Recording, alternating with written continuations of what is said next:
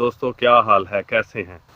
मैं हूं डॉक्टर ज़हूरुल इस्लाम शाहिद और आप देख रहे हैं मेरा चैनल होम्योपैथी एंड हेल्थ।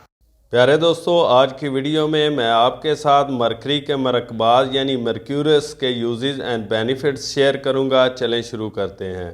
प्यारे दोस्तों, मरकरी यानी पारा बहुत अहम और गहरा असर रखने वाली दवा है जो जिस्म के हर हिस्सा और खलिया पर असर अंदाज होती है। अगर मरकरी का जहर एक दफ़ा जिस्म में दाखिल हो जाए तो इसके बाद असरात से निजात हासिल करना अगर नामुमकिन नहीं तो अमर महाल ज़रूर है। ये भी आर्सेनिक की तरह बहुत गहरे और दामी असरात का हामिल है, लेकिन आर्सेनिक का जहर अपने बद असरात को आइंदा नस्ल में मुंतकिल नहीं करता, बल्कि तमाम तर असरात इसी एक वजूद में समेटे रखता है जिसे आर्सेनिक दिया गया हो। वो जब तक ज़िंदा रहेगा आर्सेनिक के असरात के साथ ज़िंदा रहेगा, जब मर जाएगा तो इनके समेत मिट्टी में दफन हो जाएगा और इसका एक ज़र्रा भी बाद असर के तौर पर अगली नस्ल में मुंतकिल नहीं होगा। मगर मरकरी ऐसी ख़तरनाक चीज़ है कि इसके बाद असरात नस्ल दर नस्ल जारी रहते हैं। आतशक की बीमारी का भी बैन यही मजाज है, इसीलिए मरकरी आतशक की चोटी की दवा समझी जाती है। आतशक के लिए एक और दवा सफलिनियम भी बहुत मुफीद है, जो सफलस यानी आतशक के मादा से ही तैयार की जाने वाली दवा है।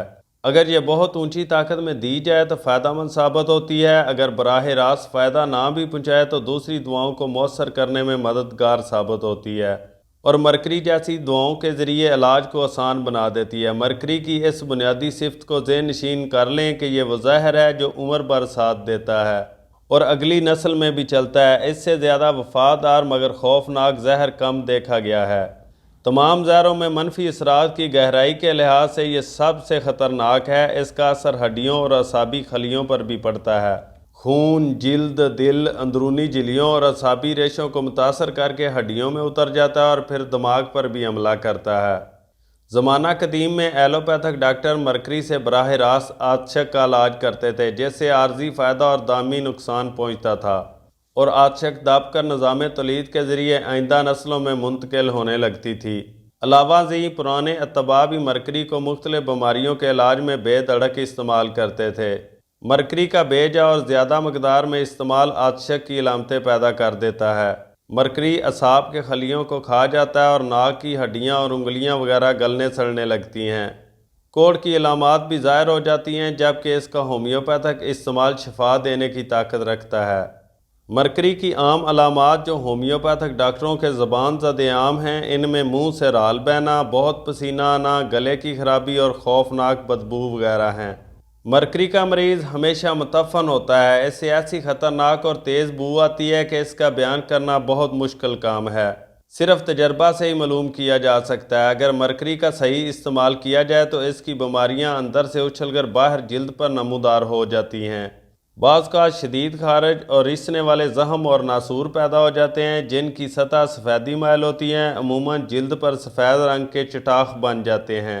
एक दफ़ा मेरे पास एक ऐसा मरीज़ आया जिसकी रानों के इर्द गिर्द नहायत गहरे और तकलीफ दे सफ़ेद रंग के नासूर थे। किसी दवा से आराम ना आ रहा था। मैंने इसे मरकरी इस्तेमाल करवाई। अल्लाह के फजल से 1 माह से भी कम अरसे में बिल्कुल ठीक हो गया। मरकरी की एक अलामत यह है कि जिस्म पर सफ़ेद रंग के चटाख पड़ जाते हैं जो फुलबेरी की तरह होते हैं, लेकिन फुलबेरी नहीं होते और फुलबेरी की तरह बढ़ते और फैलते नहीं हैं। अगर मरकरी की मिजाजी अलामात मिलती हों तो बाज़ दफ़ा ये फुलबेरी की भी बहुत मौसर दुआ साबित होती है। एक मरीज़ का सारा जिस्म फुलबेरी के दागों से भर गया था। इसमें चूँकि मरकरी की दूसरी अलामात मौजूद थी, मैंने 1000 की ताकत में मरकरी इस्तेमाल करवाई। 1 हफ़्ता में इतना नुमायाँ फ़र्क पड़ा कि जब वो मुझे मिलने आया तो मैं इसे पहचान भी ना सका। सब दाग गायब हो गए और दोबारा कभी इसे यह मर्ज़ नहीं हुआ। जब मरकरी जिल्द पर असर दिखाती है तो अंदरूनी तौर पर गदूदों पर कोई बद असरात ज़ाहिर नहीं होता, लेकिन जब गदूदों पर असर करती है तो जिल्द पर ज़रूर कोई बीमारी ज़ाहिर होती है, जिसका मतलब ये है कि गदूदों को ठीक करके बीमारी को बाहर धकेला गया है। हड्डियों की दर्दें जो मुस्तकिल बीमारी की शक्ल इख्तियार कर लें, इनमें मरकरी मुफीद है, लेकिन इसकी पहचान ये है कि इन हड्डियों में जहाँ जिल्द और हड्डी के दरमियान गोश्त की ज़्यादा तहें ना हों, वहाँ दर्दें नुमायाँ तौर पर महसूस होती हैं, यानी जिल्द से चिमटी हुई हड्डियों में दर्द का एहसास होता है। गदूदों और हड्डियों में अगर नासूर मुज़मन हो जाए तो मरकरी को फरामोश नहीं करना चाहिए। मरकरी की ख़ास अलामत यह है कि जोड़ों में दर्द के साथ पीप बनने का रुझान भी होता है। चूँकि मरकरी के मरीज़ का मिजाज आजशक के मरीज़ के मुशाबा होता है, इसलिए हड्डियों में नसूर और सोजश के अलावा पीप भी बनती है। डॉक्टर अमूमन इस पीप को पिचकारी के ज़रिए बाहर निकालते हैं। अगर मरकरी को छोटी ताकत में शुरू करके आहिस्ता आहिस्ता ताकत बढ़ाई जाए तो बहुत मुफीद नताइज ज़ाहिर होंगे। एकदम शुरू में ऊंची ताकत में मरकरी देना ख़तरनाक साबित हो सकता है। मुज़मन बीमारियों में दवा की ताकत को रफ्ता रफ्ता ऊंचा करने की ज़रूरत पेश आती है, लेकिन इलाज का आगाज़ छोटी ताकत से करना चाहिए। यही महफूज तरीक़ इलाज है। मरकरी का एक खासा यह है कि जोड़ों और बाई के दर्दों में वरम और सोजश ज़रूर मिलते हैं। बिस्तर की गर्मी और पसीना आने से तकलीफ़ बढ़ जाती है। पसीना बहुत आता है लेकिन इससे मरीज़ बेहतर महसूस नहीं करता। बार बार पसीना आता है लेकिन बेचैनी उसी तरह कायम रहती है। अगर गले के गदूद मुतवरम हो और बुखार हो जाए तो पसीना आने से बुखार टूटने की बजाय मर्ज़ और भी गहराई में उतर जाता है। मरकरी की 2 खुराकें देने से दबा हुआ बुखार पहले उभरता है और फिर टूटने लगता है। बार बार का पसीना आना बंद हो जाता है और एक ही दफ़ा बहुत खुलकर पसीना आता है। इस बुखार में जिसका एक इलाज मरकरी भी है। बच्चों की आंखें ऐसी चमकीली हो जाती हैं जैसे वार्निश कर दिया गया हो। ऐसी ही आंखें खसरा और काकड़ा लाकड़ा वगैरह में मिलती हैं जब तक इनके दाने या छाले खुलकर उभर ना आएँ। ऐसी ही आंखें खसरा और काकड़ा लाकड़ा वगैरह में भी मिलती हैं जब तक कि इनके दाने या छाले खुलकर उभर ना आएँ। आँखों की ये चमक बाकी रहती है। बच्चों के सांस में सख्त बू आने लगती है और इन्हें सरसाम भी हो जाता है और मुख्तलिफ नज़ारे नज़र आते हैं। अगर मरकरी काम ना दे तो हिपरसल्फ देनी चाहिए। अगर वो भी काम ना दे तो फिर सलीशिया खुदा ताला के फजल से ज़रूर शिफा का मौजब हो जाती है। इन 3 दुआओं के दायरे में अमूमन मर्ज़ काबू में आ जाता है। मैं इस किस्म की बीमारियों में एक बायोकेमिक नुस्खा भी इस्तेमाल करता हूँ। नेट्रम फास, फेरम फास, सलीशिया, काली म्योर, कलकेरिया फास और अगर गले फूले हुए हों तो कलकेरिया फ्लोर मिलाकर इस मिक्सचर की खुराक बार बार देनी चाहिए।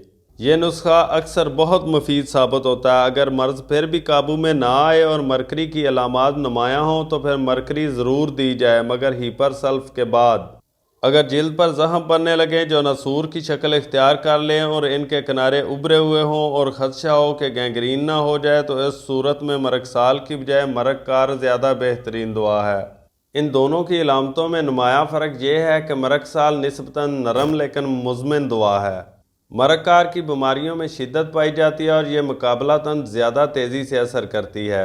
हाद और मुज़मन दोनों बीमारियों में इसका तेज़ असर करना एक इम्तियाजी हैसियत रखता है। लंबी चलने वाली पेचस जिसमें आऊँ और खून आ रहा हो मरकसाल दें, मगर मरककार इस वक्त फ़ायदा देती है जब पेचस का फौरी नोयत का हमला और अजाबत के बावजूद दर्द ख़त्म होने में ना आए और खून का अखराज मुसलसल होने लगे। मरकरी का मिजाज बदलता रहता है। बीमारियों की शिद्दत में ऊंच नीच होती रहती है। ब्लड प्रेशर कभी ज़्यादा हो जाता है और कभी कम। ऐसा बहार जो अचानक ज़्यादा हो जाए और अचानक कम हो जाए, यानी किसी एक जगह करार ना पकड़े, तो इसके लिए मरकसाल भी एक अमकानी दुआ है जिसका जायज़ा लेना चाहिए।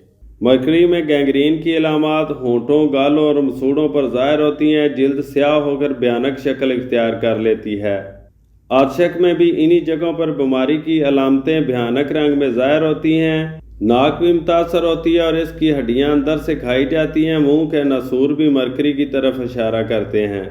जब मरकरी की अलामात बढ़ जाती हैं तो अमूमी नकाहत से हाथ कांपने लगते हैं और कुछ उठाने की ताकत नहीं रहती। चाय की प्याली उठानी भी मुश्किल हो जाती है। मिर्गी से मिलती जुलती बच्चों की बीमारियों और अज़ा की बेख्तियार हरकत जो बिला इरादा शुरू हो जाए, मरकरी एक अमकानी दुआ है।